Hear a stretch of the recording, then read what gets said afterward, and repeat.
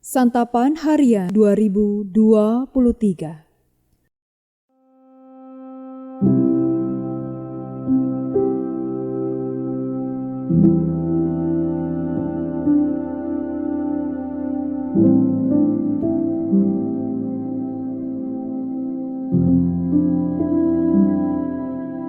Inilah program Santapan Harian, sebuah program yang mengajak Anda menelusuri isi Alkitab, agar Anda menemukan makna firman Tuhan sesuai dengan konteksnya.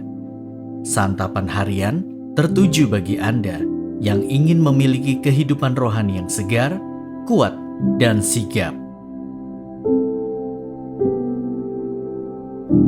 Hari ini kita akan membaca Ibrani pasal yang ke-11, ayat yang ke-8 hingga ayatnya yang ke-22. Namun sebelumnya, mari kita berdoa. Kiranya Roh-Mu yang kudus menguatkan hati kami, mengubah hati kami agar lebih taat kepada firman-Mu. Dalam Kristus Sang Firman yang hidup, kami berdoa. Amin. Ibrani 11 ayat 8-22. Karena iman, Abraham taat ketika ia dipanggil untuk berangkat ke negeri yang akan diterimanya menjadi milik pusakanya. Lalu ia berangkat dengan tidak mengetahui tempat yang ia tujui. Karena iman, ia diam di tanah yang dijanjikan itu seolah-olah di suatu tanah asing. Dan di situ ia tinggal di kemah dengan Ishak dan Yakub, yang turut menjadi ahli waris janji yang satu itu. Sebab ia menanti-nantikan kota yang mempunyai dasar, yang direncanakan dan dibangun oleh Allah. Karena iman, ia juga dan Sarah beroleh kekuatan untuk menurunkan anak cucu, walaupun usianya sudah lewat, karena ia menganggap Dia yang memberikan janji itu setia. Itulah sebabnya maka dari satu orang, malahan orang yang telah mati pucuk, terpancar keturunan besar, seperti bintang di langit dan seperti pasir di tepi laut yang tidak terhitung banyaknya. Dalam iman mereka semua ini telah mati sebagai orang-orang yang tidak memperoleh apa yang dijanjikan itu, tetapi yang hanya dari jauh melihatnya dan melambai-lambai kepadanya, dan yang mengakui bahwa mereka adalah orang asing dan pendatang di bumi ini. Sebab mereka yang berkata demikian menyatakan bahwa mereka dengan rindu mencari suatu tanah air. Dan kalau sekiranya dalam hal itu mereka ingat akan tanah asal yang telah mereka tinggalkan, maka mereka cukup mempunyai kesempatan untuk pulang ke situ. Tetapi sekarang mereka merindukan tanah air yang lebih baik, yaitu satu tanah air sorgawi. Sebab itu Allah tidak malu disebut Allah mereka, karena Ia telah mempersiapkan sebuah kota bagi mereka. Karena iman, maka Abraham, tatkala ia dicobai, mempersembahkan Ishak.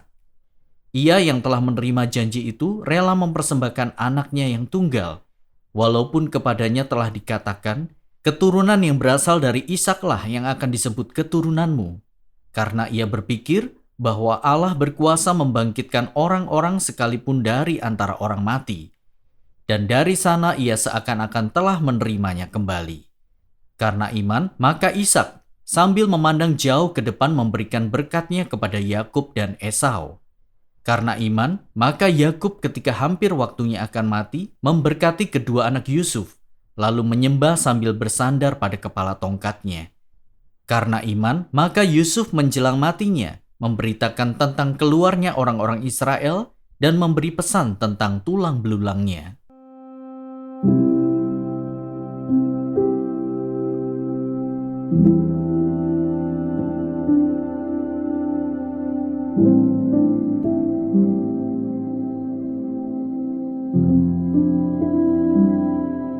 Sahabat Santapan Harian, ada pepatah berkata, selama kamu dapat membayangkannya, kamu dapat membuatnya menjadi nyata. Itu bukanlah iman menurut Alkitab, tetapi sebuah imajinasi belaka. Ibrani pasal 11 dengan jelas memaparkan perbedaan nyata antara iman dan khayalan, antara kebenaran Allah sejati dan imajinasi yang semu. Dengan menarik pengalaman dari perjalanan iman para tokoh prabangsa Israel, yakni Abraham, Ishak, Yakub, dan Yusuf, Penulis surat Ibrani mengajak pembaca untuk merenungkan tentang iman mereka dan kesetiaan Allah dalam ikatan perjanjiannya.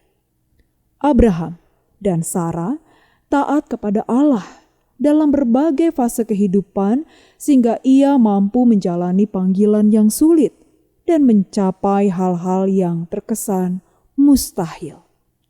Perjanjian Allah dan kesaksian iman Abraham menghadirkan pengharapan dalam hidup Ishak. Perjanjian Allah juga memelihara Yakub dan Yusuf dalam pergumulan mereka sampai akhir hidup. Dari pengalaman ini, penulis surat Ibrani menunjukkan 3 ajaran Alkitab.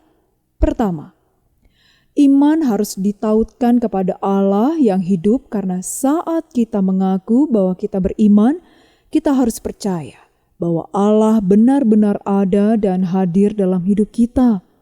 Kedua, Allah memiliki rencana keselamatan dan mengerjakan rencana itu dalam kehidupan umat-Nya. Ketiga, Allah itu setia dalam berkarya bersama dan bagi umat-Nya. Iman sejati berbicara tentang Allah, bukan tentang manusia. Allah menganugerahkan iman kepada semua orang percaya supaya mereka dapat meletakkan pengharapan mereka ke dalam rencana Allah yang kekal dan turut serta dalam penggenapan rencana itu di dalam masa hidup mereka. Kematian tidak menakutkan bagi kita, karena kematian itu justru membawa kita melihat bagaimana Allah yang setia menggenapi rencananya. Allah kita hidup dan setia di sepanjang zaman. Dialah yang kita kenal melalui Yesus Kristus. Iman meneguhkan kita untuk mempercayakan hidup kita kepada Allah. Maukah kita menyerahkan kendali kehidupan ke dalam tangan-Nya dan setia hingga akhir hidup kita? Mari kita berdoa. Allah yang terkasih, tolonglah kami untuk percaya bahwa Engkau tahu yang terbaik bagi kami, dan Engkau meneguhkan hati kami untuk senantiasa setia kepadamu. Di dalam nama Tuhan Yesus Kristus, kami berdoa. Amin.